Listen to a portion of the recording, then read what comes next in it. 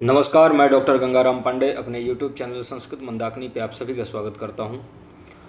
आज त्रयोदशी है, इसलिए आज व्याकरण की कक्षा नहीं होगी और आज हम अभिज्ञान शाकुंतल की जो पिछली कक्षा हुई है उसके बाद से मतलब 5 श्लोक तक हम लोग पढ़ चुके हैं।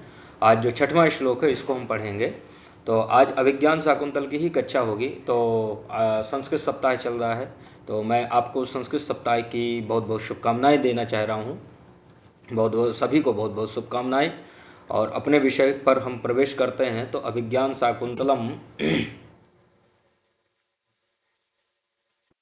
यहाँ पर अभिज्ञान शाकुंतल में छठवां श्लोक है और इसमें है क्योंकि हम लोग इसमें जो मतलब ये जो आपस में वार्तालाप करते हैं तो उसको भी हम लोग लगातार पढ़ रहे हैं इस श्लोक के साथ में। वो जो मतलब आपस में उनकी बातें होती हैं, क्योंकि कई बार ये एंट्रेंस में पूछा जाता है, तो इसलिए हमने जो तो क्रम से कि पूरा एक तरफ से पढ़ा जाए तो ज़्यादा अच्छा रहेगा, ताकि कुछ चीज़ें छूटे ना।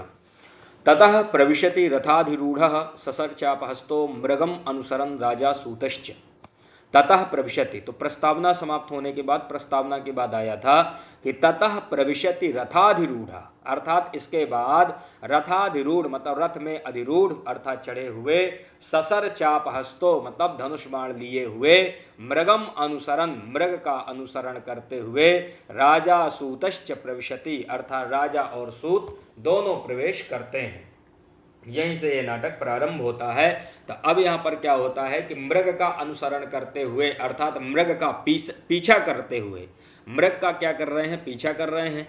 तो मृग का पीछा करते हुए राजा और सूत यहाँ पर क्या होता है, प्रवेश करते हैं। तो सूत राजानम मृगम चा अवलोक्य, सूत जो है राजा और मृग दोनों को अवलोक मतलब देख कर कहता है आयुष्मन आयुष्मन कृष्ण सारे ददच्चक्षुः त्वयि चाधिज्य कार्मुके मृगानुसारिणं साक्षात् पश्यामि इव पिनाकिनम्।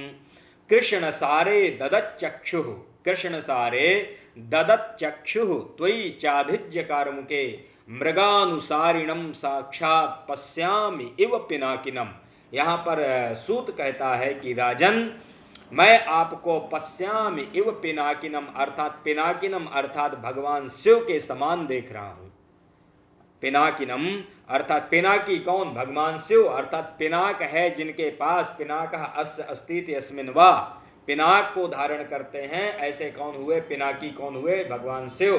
तो मृगानुसारिणम साक्षात, साक्षात मृगानुसारिणम साक्षात मृग का अनुसरण करते हुए, मृग का पीछा करते हुए, पश्यामि इव पिनाकिनम पिनाकी के समान देख रहा हूं, पश्यामि इव। तो मृग का पीछा करते हुए मैं आपको साक्षात पिनाकी के समान अर्थात शिव के समान देख रहा हूं।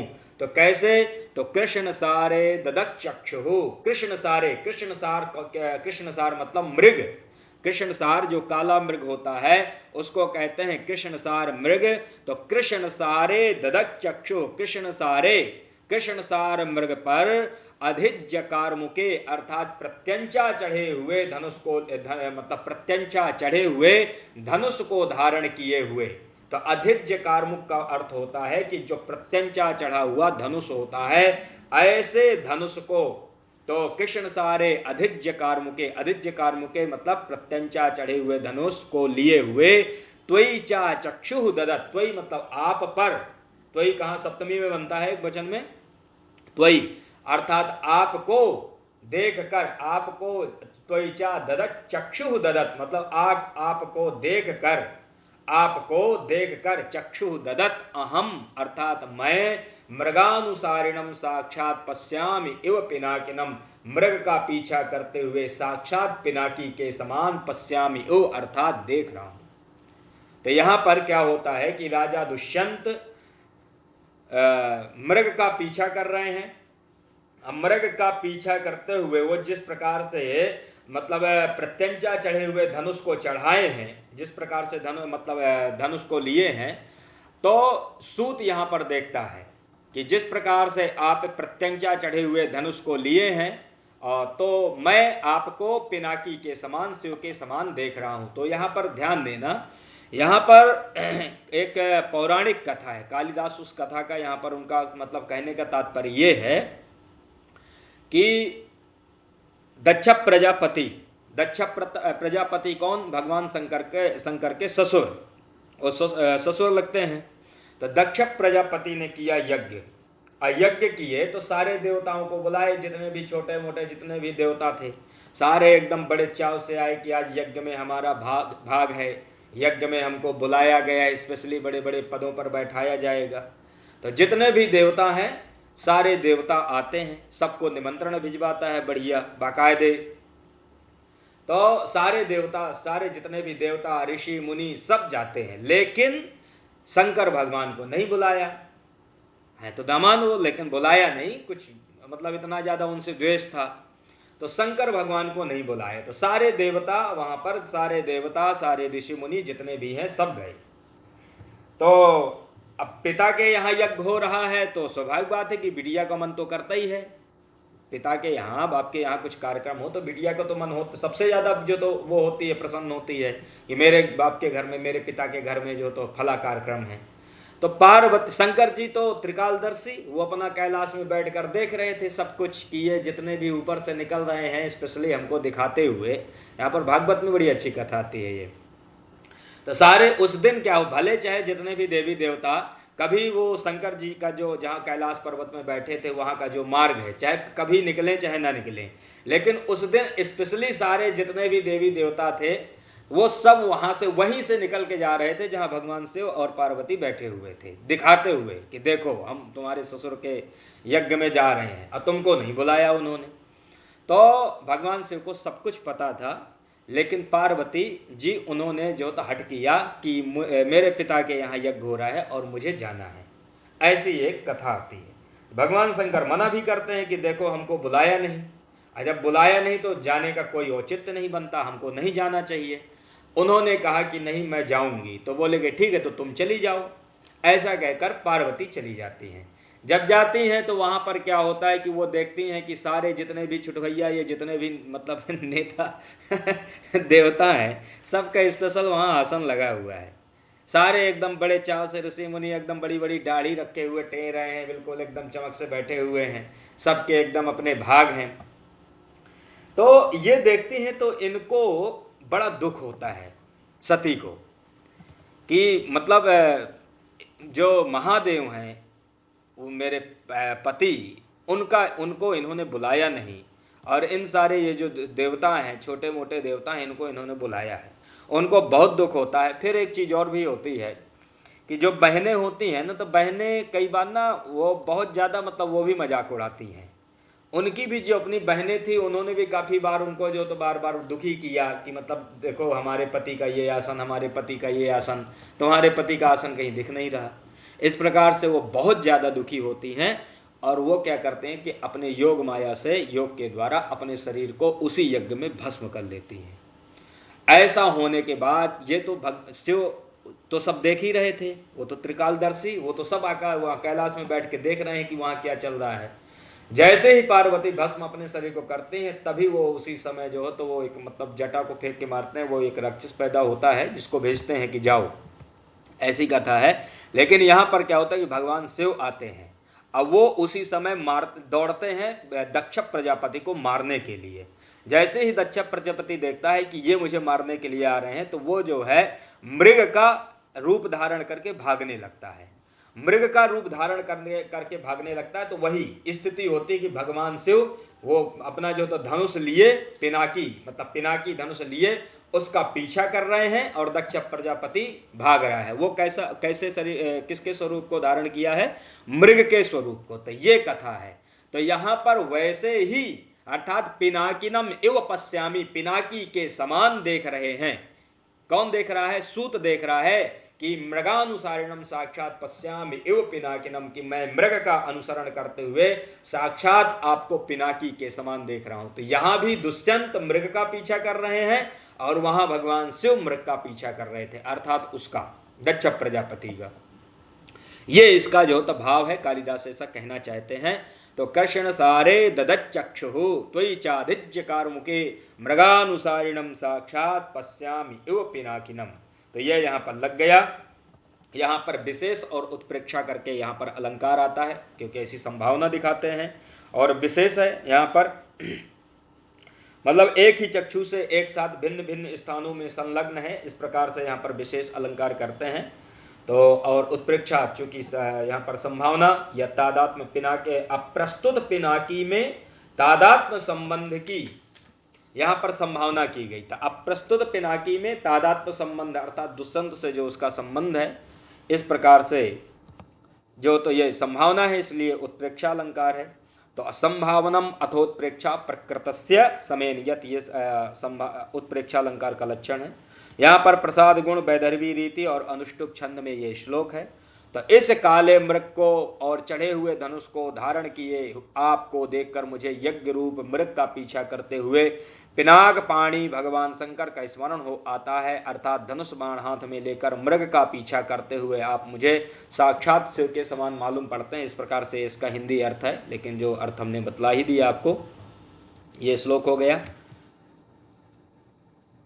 इसके बाद राजा दूरम अमना सारंगेण वयम आकृष्टा, राजा कहता है कि सूत दूरम अमुना सारंगेण वयम आकृष्टा, अर्थात इस मृग के द्वारा दूरम अमुना सारंगेण, सारंगेण अर्थात इस मृग के द्वारा वयम आकृष्टा, अर्थात हम लोग बहुत दूर तक जो है तो लाए गए। मतलब क्या करता है कि उसका पीछा करते हुए ये बहुत दूर तक चले जाते हैं। तो दूरम अमुना, दूरम अमुना सारंगेण मतलब इस सारंग के द्वारा हम बहुत दूर तक मतलब ले आए गए हैं। अयम पुनः इदानीम अपि, लेकिन ये फिर भी अभी, लेकिन ये पुनः फिर भी, यह अब भी, इस प्रकार से वो इस प्रकार से दौड़ता है, मतलब चलता, उसकी जो अपनी एक स्वाभाविक गति है चलने की, जो उसकी स्वाभाविक क्रिया होती है, इसको देख के बड़ा आकृष्ट हैं। और वही यहाँ पर जो तो उसका वर्णन करेंगे कि वो किस प्रकार से वो मतलब दौड़ता है, किस प्रकार से उसकी अपनी स्वाभाविक क्रिया है। ग्रीवा भंगाभिरामम मुहुः अनुपतति स्यन्दने बद्ध दृष्टि पश्चार्धेन प्रविष्टः सरपतन भयात् भूयशा पूर्वकायम दर्भैः अर्धावलीढैः श्रम बिभृत मुख भ्रंसभिः कीर्णवर्त्मा पश्योदग्रपुलत्वात् वियति बहुतरम स्तोकमुर्व्यां प्रयाति। ग्रीवा भंगाभिरामम मुहुः अनुपतति स्यन्दने बद्ध दृष्टिः पश्चार्धेन प्रविष्टः सरपतन भयात् भूयसा पूर्वकायम दर्भैः अर्धावलीढैः श्रम बिभृत मुख भ्रंसभिः कीर्णवर्त्मा पश्योदग्रपुलत्वात् वियति बहुतरम स्तोकमुर्व्यां प्रयाति। अब ये श्लोक आता है, इसमें मृग की जो स्वाभाविक जो गति है, स्वाभाविक जो उसकी क्रिया है, उसको यहाँ पर बतलाते हैं। इसीलिए ये यहाँ पर स्वभावोक्ति अलंकार है। स्वभावोक्ति अलंकार अर्थात उसकी स्वाभाविक क्रिया बताएंगे। तो ग्रीवा भंगाभिरामम मुहुः अनुपतति, पस यहाँ पर अन्वय में देखना, पस अयम पुनः इदानीम, देखो राजा कहता है कि सूत देखो, पस अयम पुनः इदानीम, ये फिर भी, इस समय भी, अनुपतति स्यन्दने मुहुः, अनुपतति का मतलब होता है अर्थात पीछा करते हुए, मुहुः मतलब बार बार, मुहुः मतलब बार बार। तो यहाँ पर बार बार ये मतलब क्या करता है, ग्रीवा भंगाभिरामम अर्थात गर्दन को घुमा घुमा कर मनोहरता पूर्वक क्या करता है, ये देखता है। तो यहाँ पर अनुपतति, पश्य मतलब देखो, अनुपतति अर्थात पीछा करते हुए, संदने मतलब रथ, संदने मतलब रथ, रथ पर। तो अनुपतति अर्थात पीछा करते हुए, पश्य मतलब देखो, तो पश्य यहाँ अन्वय पढ़ रहा हूं मैं, पश्य मतलब देखो कि अनुपतति अर्थात पीछा करते हुए, संदने, संदने अर्थात रथ पर, मुहुः मतलब बार बार, ग्रीवा भंगाभिरामम बद्ध दृष्टि। तो ग्रीवा भंगाभिरामम बद्ध दृष्टि, ग्रीवा अपनी वो होता है ना, मृग की एक स्वाभाविक क्रिया होती है। कभी भी देखना, जब वो दौड़ेगा तो दौड़ेगा, कुछ दूर जाएगा, फिर पीछे मुड़ के ऐसे देखेगा, फिर दौड़ेगा, फिर पीछे मुड़ के देखेगा, बड़ा अच्छा देखता है, मतलब काफ़ी अच्छा लगता है। जैसे कई बार देखते हैं हम लोग स्टोरी, मतलब उसमें देखते हैं डिस्कवरी वगैरह में, तो इस प्रकार से उसकी एक स्वाभाविक क्रिया आती है कि ग्रीवा, अपने ग्रीवा मतलब गर्दन को, भंगा अर्थात मोड़ कर, भंग करते हैं मोड़ कर, तो ग्रीवा भंगाभिरामम, अभिरामम, तो गर्दन को, ग्रीवा मतलब गर्दन को, भंग अर्थात मोड़ने के कारण, अभिरामम अर्थात सुंदर, मोड़ लेने के कारण सुंदर, ऐसा सुंदर वो पुनः पुनः, पुनः पुनः मतलब बार बार, बद्ध दृष्टि अर्थात ऐसे दृष्टि को डालता है। तो ग्रीवा भंगाभिरामम, गर्दन को टेढ़ा करके, अभिरामम मतलब ये ऐसा टेढ़ा करके, अभिरामम मतलब बहुत ही सुंदर, इस प्रकार से इसका अर्थ होगा। मुह अर्थात बार बार, अनुपतति मतलब पीछा करते हुए, किसका, चंदने मतलब रथ, चंदने अर्थात रथ पर, बद्ध दृष्टि अर्थात दृष्टि को डालता है। तो ये क्रम से श्लोक से भी जैसे लगा सकते हैं, बाकी अन्वय से इसको करेंगे तो क्या होता है, शब्द का किस शब्द के साथ संबंध है, ये बढ़िया से बैठ जाता है। तो पश्य मतलब देखो, अनुपतति अर्थात पीछा करते हुए, संदने अर्थात रथ पर, मुंह अर्थात बार बार, ग्रीवा भंगाभिरामम गर्दन को टेढ़ा करने के कारण बड़ा सुंदर, बद्ध दृष्टि ऐसे, बद्ध दृष्टि मतलब लगातार दृष्टि को डाले हुए, दृष्टि को डालता हुआ, ठीक है, दृष्टि को डालता हुआ। अब फिर इसके बाद आता है कि भूयसा, भूयसा मतलब बहुत अधिक, भूयसा मतलब अधिकांश, पश्चार्धेन प्रविष्टः सरपतन भयाद, तो सरपतन भयाद नीचे की लाइन में है, सरपतन, सर मतलब बाण, अब बाण के पतन के, भयाद मतलब भय से, मतलब बाण उसके ऊपर जो तो धनुष चढ़ाए हैं, तो बाण के पतन के मतलब ये जो मतलब कहीं बाण मुझे लग ना जाए, ऐसा सोच करके कि बाण कहीं मुझे लग ना जाए, तो सर पतन भयाद भूयसा अधिकांश, पश्चार्धेन मतलब पीछे के भाग को, उसका जो पीछे का भाग है,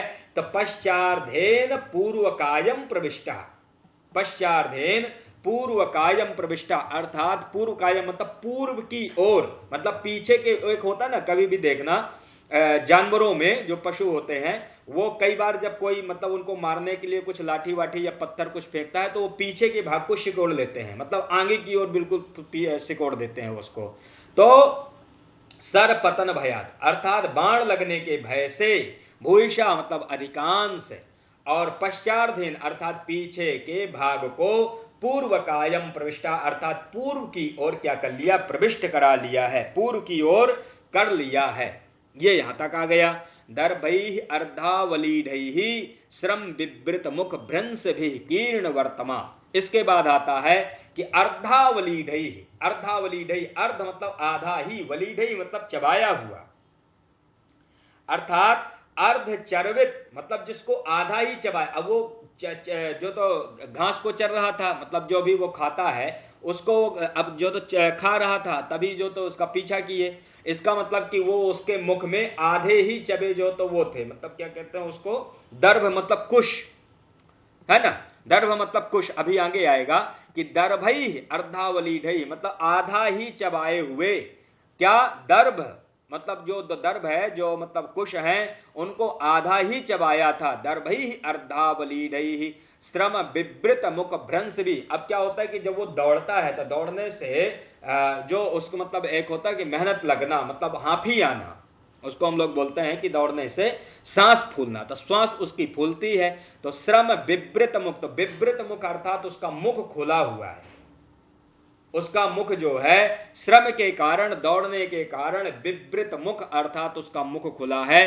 अभ्रंश भी अर्थात गिरे हुए, दर्भई ही, दर्भई ही अर्थात कुशों वाले, कीर्ण वर्तमा अर्थात कि श्रम विवृत मुख मतलब थकावट के कारण खुले हुए मुख से, विवृत मुख अर्थात खुले हुए मुख से, भ्रंश भी अर्थात गिरे हुए, दर्भई ही मतलब ऐसे जो कुश हैं, कीर्ण वर्तमा अर्थात उन कुशों से, आधे चबाए हुए कुशों से, अर्धावलीढई ही, अर्धावलीढई मतलब आधा चबाए हुए कुशों से, कीर्ण वर्तमा अर्थात वर्तमा अर्थात मार्ग को, रास्ते को क्या कर दिया है, व्याप्त कर दिया है। मतलब वो पूरे मार्ग में जो तो वो आधे चबाए हुए कुश बिखरे हैं, कुश पड़े हुए हैं। इस प्रकार से इसका अर्थ आएगा कि श्रम विवृत मुख भ्रंश भी, थकावट के कारण खुले हुए मुख वाला, और उस मुख से भ्रंश भी अर्थात भ्रंश भी मतलब गिरे हुए, दर्भई अर्धावलीढई, अर्धावलीढई अर्थात चबाए हुए, आधे ही चबाए हुए, दर्भई ही मतलब दर्भों से, कीर्ण वर्तमा अर्थात रास्ता जो है व्याप्त है या पट गया है, इस प्रकार से इसका अर्थ कर लेंगे। तो ये क्या है, मृग की ये स्वाभाविक क्रिया है, मृग ये स्वाभाविक उसकी अपनी क्रिया होती है। इसके बाद कहते हैं सन अर्थात कीर्ण वर्तमासन अर्थात मार्ग को व्याप्त करने के कारण, उदग्र पुलत्वात, उदग्र पुलत्वात का मतलब होता है कि देखो उदग्र पुलत्व, उदग्र पुलत्वात अर्थात ऊंचा कूदने के कारण, अत्यंत ऊंचा वो मृग होता है ना, कूदता है मतलब नीचे उसके पैर कम होता है, ऊपर ज्यादा कूदता है, इसी जैसे चीते की चाल होती है।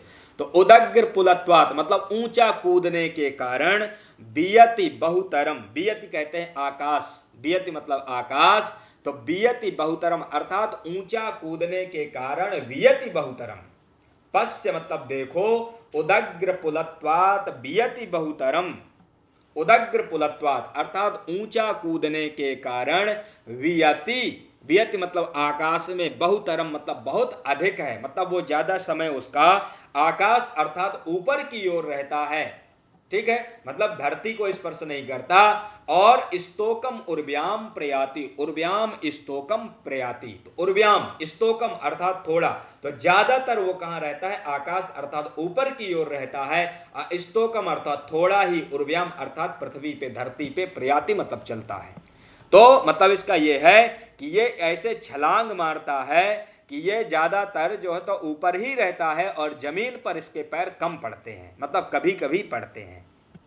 ये जो तो मृग की क्या है, स्वाभाविक उसकी जो क्रिया है, स्वाभाविक उसकी गति है, इसलिए यहाँ पर स्वभावोक्ति अलंकार है। तो ग्रीवा भंगाभिरामम अर्थात गर्दन को टेढ़ा कर लेने के कारण, मुहुः अनुपतति बार बार अनुपतति अर्थात पीछा करते हुए, संदने बद्ध दृष्टि अर्थात संदने अर्थात रथ पर बद्ध दृष्टि मतलब रथ को बार बार देखता है, पश्चार्धेन प्रविष्ट सरपतन भयात, सरपतन भयात बाण लगने के भय से, पश्चार्धेन प्रविष्ट भूयसा पूर्व कायम, भूयसा अर्थात बहुत अधिक, पश्चार्धेन पीछे के भाग को, पूर्व कायम प्रविष्ट अर्थात पूर्व की ओर प्रविष्ट कर लिया है, पूर्व की ओर सिकोड़ लिया है। दर्भि अर्धावलीडि श्रम विवृत मुख भ्रंश भी, श्रम विवृत मुख अर्थात थकावट के कारण, खुले हुए मुखबाला और उस मुख से भ्रंश भी अर्थात गिरे हुए, अर्धावलीढई अर्थात आधे ही चबाए हुए, दर्भई अर्थात दर्भों से, कुशों से, कीर्ण वर्तमा अर्थात मार्ग को व्यापित कर दिया है, मार्ग को पाट दिया है। पश्य देखो उदग्र पुलत्वात अर्थात बहुत अधिक ऊंचा, मतलब उदग्र पुलत्वात मतलब बहुत अधिक ऊंचा कूदने के कारण, वियति अर्थात आकाश में, बहुतरम अर्थात बहुत अधिक रहता, ऊपर ही ज्यादातर रहता है, स्तोकम उर्व्याम प्रयाति और पृथ्वी पर बहुत अधिक मतलब बहुत कम ही चल रहा है, तो पृथ्वी पर इसके कभी कभी ही पैर पड़ते हैं। इस प्रकार से इसका यहाँ पर अर्थ है। तो यहाँ पर स्वभावोक्ति अलंकार है, श्रद्धरा छंद है, श्रद्धरा छंद है, यहाँ पर ध्यान देना।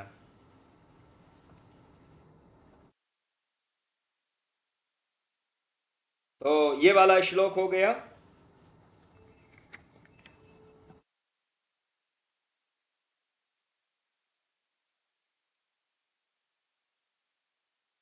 इसके बाद आगे चलते हैं। अब राजा कहता कि सविस्मयम तद एष कथम अनुपतत एव में प्रयत्न प्रेक्षणीय, प्रयत्न प्रेक्षणीय अर्थात सविस्मयम अर्थात विस्मय के साथ, सविस्मयम अर्थात विस्मय आश्चर्य होता है, उसकी जो स्वाभाविक क्रिया को देखकर बड़े आश्चर्य होते हैं कि तद एष कथम अनुपतत मतलब ये जो इसका पीछा करते हुए, तद एष कथम अनुपतत, अनुपतत मतलब इसका पीछा करते हुए, एवं में प्रयत्न प्रेक्षणीय मतलब ये बहुत ही प्रयत्न पूर्वक द्वारा देखे जाने लगा, मतलब ये प्रयत्न पूर्वक देखने योग्य हो गया, अर्थात मेरे द्वारा ही इसका पीछा करते हुए ये प्रयत्न पूर्वक देखने योग्य हो गया, मतलब वो जिस प्रकार से जाता है तो ये भी मतलब दौड़ता है, तो ये मतलब उसके दौड़ने से उसकी स्वाभाविक क्रियाओं से मोहित हो जाते हैं। तो ये कहते हैं कि तद एष कथम अनुपतत एव में प्रयत्न प्रेक्षणी, यहाँ प्रयत्न पूर्वक ये देखे जाने योग्य कैसे हो गया। तो सूतः कहता है, सूत कहता आयुष्मन उद्घातनी भूमि इति मया, उद्घातनी भूमि, उद्घातनी भूमि कहते हैं ऊंची नीची भूमि को, अर्थात जो होता है ना, मतलब ऊंची नीची, कभी मतलब ऊंचाई आ जा रही है, कभी मतलब नीचा गड्ढा आ जा रहा है। तो इस प्रकार से कहता है कि आयुष्मान उद्घातनी भूमि इति मया रश्मि संयमनाद रथस्य मंदीकृतो वेगा, अर्थात ऊंची नीची भूमि होने के कारण मैंने मतलब जो लगाम थी, घोड़ों की जो लगाम है, उसको मैंने ढीला कर दिया था। उसको मैंने क्या कर दिया था, उसको मैंने रथ के वेग को मंद कर दिया था। तो ढीला करने से क्या होता है, रथ रुक जाता है, मतलब घोड़े धीरे चलने लगते हैं, उनको संकेत मिलता है कि इसका मतलब अभी दौड़ना नहीं है। तो उद्घातनी ऊंची नीची भूमि होने के कारण मया रश्मि संयम नाद, अर्थात रश्मि को संयम कर लेने से, मंद कर देने से या उसको ढीला कर देने से रथस्य मंदीकृतो वेग, अर्थात रथ का जो वेग था उसको मैंने मंदीकृत अर्थात धीमा कर दिया, रथ का वेग मैंने धीमा कर दिया। तेन तेन मृग एस विप्रकृष्टांतर संवृता, इसीलिए ये जो मृग है, ये तेन मृग एस विप्रकृष्टांतर, विप्रकृष्टांतर का मतलब होता है जो दूर चला जाए, मतलब दूर मतलब आंखों से दूर चला जाए, दूरदर्शी मतलब दूरवर्ती हो जाए। तो तेन मृग एस विप्रकृष्टांतरा संवृत्ता, तो वो मृग क्या होता है, तब तक वो निकल जाता है जब तक ये लगाम को मतलब रथ को धीमा करते हैं। फिर कहता है संप्रति समदेश वर्तिनः, संप्रति समदेशवर्तिनस्ते ना दुराशदो भवति, मतलब लेकिन जैसे ही समदेशवर्ती मतलब बराबर की भूमि आएगी, समतल भूमि आएगी, तो न ते दुराशदो, ना दुराशदो भविष्यति, ते ना दुराशदो भविष्यति, मतलब आपके लिए कठिन नहीं होगा, मतलब आपके लिए दुर्लभ नहीं होगा, मतलब उसको पकड़ना, उसको मारना, उसका शिकार करना दुर्लभ नहीं होगा। तो संप्रति समदेशवर्तिनः, अर्थात जैसे ही समतल भूमि आएगी तो ना ते दुराशदो भवति, आपके लिए वो दुर्लभ नहीं होगा, मतलब आप उसे पा जाओगे। राजा कहते हैं तेन ही मुंचंताम अभीशवः, तेन ही मुच्यंताम अभीशवा, तो अब क्या करो कि तुम लगाम को ढीली कर दो, लगाम को ढीली कर दो। तो इस प्रकार से वो कहता है तेन ही मुंचंताम अभीशा, अर्थात लगाम को ढीली कर दो, इस प्रकार से कहते हैं। तो यथा आज्ञापित आयुष्मन, राजा सूत कहता है कि आयुष्मन जैसी आपकी आज्ञा, रथ वेगम निरूप, इस प्रकार से रथ की गति का अभिनय करके, रथ की गति का अभिनय करके। अब ये यहाँ पर क्या होता है, रथ की स्वाभाविक गति के विषय में बतलाएंगे, रथ की मतलब घोड़ों की स्वाभाविक गति। तो ये भी जो श्लोक है, ये श्लोक भी स्वभावोक्ति अलंकार का आता है, इस मतलब यहाँ पर भी स्वभावोक्ति अलंकार है, वृत्तानुप्रास है, उत्प्रेक्षा है, स्वभावोक्ति अलंकार है, बसंत तिलका यहाँ पर छंद है।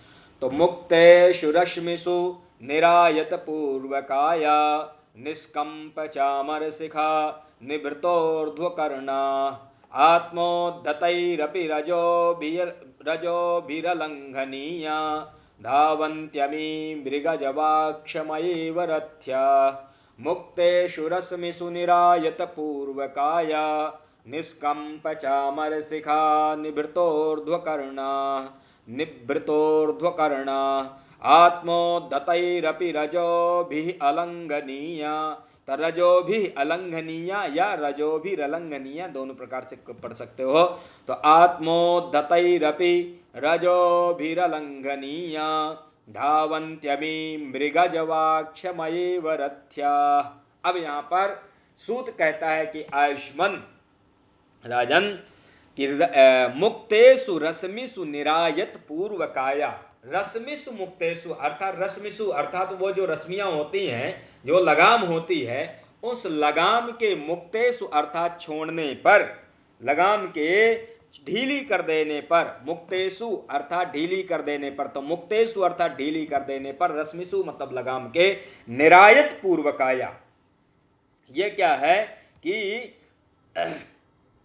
यहां पर आता है कि निरायत पूर्वकाया, अर्थात ये जिनके शरीर का, निरायत पूर्वकाया मतलब वो शरीर का पूर्व भाग अत्यंत लंबा है। तो जैसे घोड़े होते हैं ना, तो घोड़ों का देखो होगे कि जो आगे का जो भाग होता है, मतलब पीठ के बाद जो गर्दन का भाग होता है, वो काफी ऊंचा होता है, वो बिल्कुल ऊंचा कर लेते हैं उसको। तो मुक्तेषु रश्मिषु निरायत पूर्वकाया, अर्थात रश्मि के छोड़ने पर ही, ढीली करने पर, निरायत पूर्वकाया अर्थात अपने पूर्व काया मतलब शरीर के पूर्व भाग को अत्यंत लंबा कर लिए हैं, अत्यंत लंबा कर लिए हैं। निष्कंप चामर शिखा। निष्कंप चामर शिखा का मतलब होता है सिर पर, वो देखोगे कि वो गर्दन के ऊपर जो बाल होते हैं वो कलंगी उसको बोलते हैं। जहां तक मुझे ध्यान है कि सिर पर स्थित जो चमर होती है ना, जो उसके मतलब गर्दन के ऊपर जो मतलब सिर पर जो बाल होते हैं उसको बोलते हैं कलंगी। और उस कलंगी को निश्चल ऐसे मतलब अग्रभाग से युक्त, निष्कंप चामर शिखा मतलब ऐसे अग्रभाग से, ऐसे कलंगी से, ऐसे चामर से क्या है वो युक्त है, ऐसे अग्रभाग से चमर से युक्त। अनिवृतोर्ध्वकर्णा, निवृत ऊर्ध्वकर्णा। निवृत ऊर्ध्वकर्णा का मतलब होता है कि कानों को एकदम सीधा ऊपर उठाए हुए। जैसे होता है ना कानों को बिल्कुल, घोड़े जो होते हैं जब मतलब दौड़ने के उसमें आते हैं तो ये पूरा अपने कानों को ऊपर की ओर उठा लेते हैं, गर्दन को बिल्कुल सीधा कर लेते हैं। ये मतलब ये घोड़े की स्वाभाविक क्रिया है, ये घोड़े की स्वाभाविक अवस्था, इसलिए यहाँ पर स्वभावोक्ति अलंकार है। तो निवृतोर्ध्वकर्णा आत्मोद्धतैः अपि, और आत्मोद्धतैः अपि, आत्मोद्धतैः मतलब अपने पैरों से ही, आत्मोद्धतैः अपने पैरों से उड़ाई गई, रजोभी अर्थात जो धूली, आत्मोद्धतैः, आत्मोद्धतैः का मतलब होता है अपने पैरों से उड़ाई गई, रजोभी अर्थात धूली, अलंघनीय अर्थात उसका अतिक्रमण ना किए हुए, मतलब उसका अतिक्रमण ना किए जाने वाले, मतलब ऐसे अपने पैरों के द्वारा उठाई गई धूली से अलंघनीय होकर दौड़ रहे हैं, अलंघनीय होकर दौड़ रहे हैं। तो यहां पर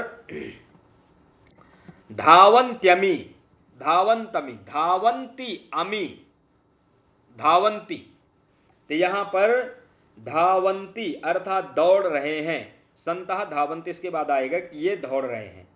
तो मुक्तेषु, इसका एक बार कर लेते हैं कि मुक्तेषु रश्मिषि अर्थात रश्मिषु मतलब रश्मि के लगाम के ढीला कर देने पर, अमी अर्थात धावंत्यमी, ये नीचे की लाइन में जो सबसे लास्ट में है, नीचे की लाइन में जो सबसे लास्ट की जो लाइन है इसमें सबसे पहले है कि धावंत्यमी, धावंती अमी, अमी अर्थात ये, अमी अर्थात ये, रथ्याह, रथ्याह मतलब रथ में जुते हुए, रथ्याह अर्थात रथ में जुते हुए। तो अवन अमी अर्थात ये, रथ्याह मतलब रथ में जुते हुए जो घोड़े हैं, ये घोड़े। इसके बाद आता मृगजवाक्षमयेव, मृगजवाक्षमया इव।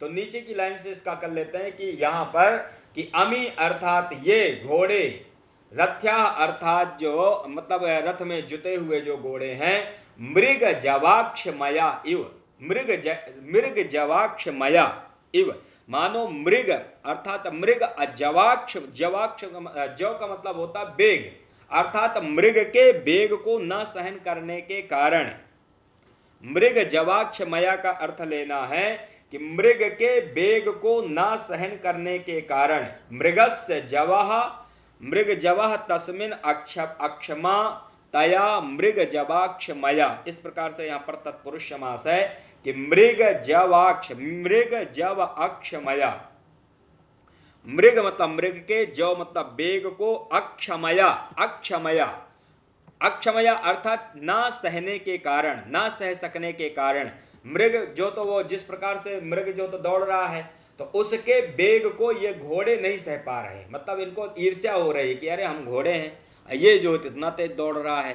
तो उनसे क्या होते हैं कि ये मतलब उसके मृग के जो मतलब बेग को अक्षमया मतलब अक्षमया इव मतलब ना सह सकने के कारण, तो मृगस्य जवाह, मृग जवाह तस्मिन अक्षमा तया मृग जवाक्षमया। इस प्रकार से यहाँ पर मृग जवाक्षमया में तत्पुरुष समास हुआ है। तो मृग जवाक्षमया, तो मृग जवाक्षमया का मतलब होता है मृग के बेग को ना सह सकने के कारण। तो मृग अजव मतलब बेग, अक्षमया मतलब ना सह सकने के कारण। ठीक है, तो ये जो घोड़े हैं मृग के बेग को न सह सकने के कारण, मानो, इस प्रकार से इसका अर्थ आएगा कि मानो निरायत पूर्वकाया, इस प्रकार से लेना कि मानो निरायत पूर्वकाया, अर्थात निरायत पूर्वकाया मतलब अपने शरीर के पूर्व भाग को ऊपर उठा करके। तो अमी धावंती अमी, अमी ले लेना, अमी रथ्याः, अमी मतलब ये, रथ्या मतलब रथ पर जुते हुए घोड़े, मृग जवाक्षमया मृग के बेग को न सह सकने के कारण, निरायत पूर्व काया अर्थात अपने शरीर के पूर्व भाग को उठा करके, इस प्रकार से इसका आ जाएगा निरायत पूर्व काया इव, निरायत पूर्व काया निष्कंप चामर शिखा, निष्कंप अर्थात ऐसे जो उनके ऊपर जो सिर पर जो कलंगी होती है, जो बाल होते हैं, जो चमर होती है, ऐसे उन चामर शिखा को उठा करके, मतलब निष्कंप चामर शिखा वाले, निभृतोर्ध्व करना और अपने दोनों कानों को खड़ा किए हुए हैं, मतलब दोनों कानों को बिल्कुल ऊपर की ओर उठाए हैं, जो घोड़े की स्वाभाविक गति है। इसके बाद आता है आत्मोद्धतई अपि, आत्मोद्धतई मतलब अपने द्वारा ही उड़ाई गई, रजो भी मतलब धूल को, अलंघनीया अर्थात अतिक्रमण ना करते हुए, अपने द्वारा ही उठाई गई धूल को अलंघनीय अर्थात उसका अतिक्रमण ना किए हुए, धावंती अर्थात दौड़ रहे हैं, अलंघनीया अलंघनीया संतः धावंती, धावंती मतलब दौड़ रहे हैं। तो लग गया, ये समझ में आया। तो यहाँ पर स्वभावोक्ति अलंकार है, वृत्त अनुप्रास और उत्प्रेक्षा, इस प्रकार से संभावना भी कर रहे हैं, तो यहाँ पर उत्प्रेक्षा भी है। तो निष्कंप चामर शिखा, निष्कंप चामर शिखा जो लाइन है, दूसरे लाइन में पहला है निष्कंप चामर शिखा का, निष्कंपाः चामराणाम शिखाः, निष्कंपाः चामराणाम शिखाः, निष्कंप चामर शिखा येषाम ते, निष्कंप चामर शिखा, इस प्रकार से इसका बहुव्रीहि समास है। निभृतोर्ध्वकर्णाः, निभृतौ ऊर्ध्वौ, निभृतोर्ध्वकर्णाः अर्थात दूसरे लाइन में जो सबसे लास्ट में पंक्ति है, निभृत ऊर्ध्वकर्ण मतलब अपने कानों को ऊपर उठा करके, तो यहां पर इसका समास है निभृतौ ऊर्ध्वा कर्णौ ये शामते, तो निभृतौ ऊर्ध्वा कर्णौ ये शामते, यहां पर इस प्रकार यहां पर बहुव्रीहि समास है। आत्मोद्धतैहि अर्थात अपने मतलब अपने द्वारा ही उड़ाई गई भूमि को, धूलि को, आत्मोद्धतैहि यहाँ पर भी तृतीया तत्पुरुष समास है। आत्मना उद्धतैहि, आत्मोद्धतैहि, इस प्रकार से यहाँ पर आत्मना आत्मना उद्धतैहि आत्मोद्धतैहि, ये तृतीया तत्पुरुष समास है। तो ये लग गया, यहाँ पर समझ में आ गया। तो यहाँ पर ये लगभग उत्प्रेक्षा अलंकार भी देख लिए, स्वभावोक्ति अलंकार है, और यहाँ पर प्रसाद गुण वैदर्भी रीति, जैसे कालिदास की रीति क्या है, वैदर्भी रीति है, प्रसाद गुण है। और यहाँ पर बसंत तिलका छंद है, बसंत तिलका, उक्ता बसंत तिलका तभजा जगौगा, इसका लक्षण है कि उक्ता बसंत तिलका तभजा जगौगा, तो उक्ता बसंत तिलका तभजा जगौगा, इस प्रकार से ये इसका क्या है, छंद है, यहाँ पर बसंत तिलका नामक छंद है। तो ये 8वां श्लोक हो गया पूरा। इसके बाद ये वही अर्थ है जो अभी हमने लगाए कि अर्थ है लगाम ढीली करते ही रथ के घोड़े अपने शरीर के अग्रभाग को लंबा और अपनी ग्रीवा के बालों को, तभी कानों, अपने ग्रीवा के बालों को भी कानों को